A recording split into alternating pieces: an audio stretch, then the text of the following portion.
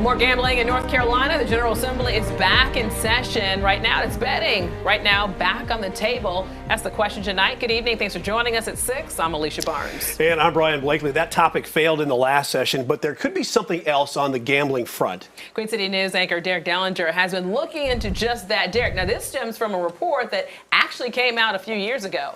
Yes, and that report says that the state is capable of a lot more gaming in the state, specifically 9 casinos. Imagine that. 3 of them would be here in Charlotte, and an expansion of all sorts of gaming. Now, some of this will be getting a new look as early as tomorrow because that report is getting a major update as part of a push and a renewed push for more legalization.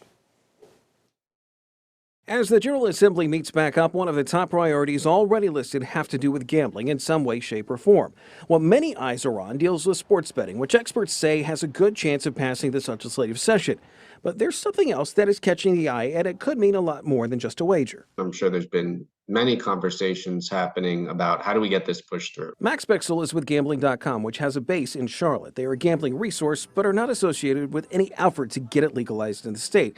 But they have been watching the activities going on and what will likely be happening in Raleigh this session.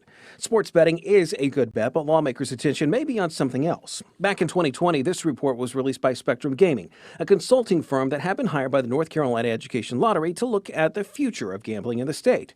That future for them included the potential of 9 casinos in North Carolina, as well as a big expansion for everything from horse racing to digital lottery games. None of this took into account what's come since, particularly the 2 Kings Casino in Kings Mountain, but we learned a big update could be coming Thursday in where things stand now. It may sound far-fetched, but... Is there a casino in and around Charlotte within the next 5 years?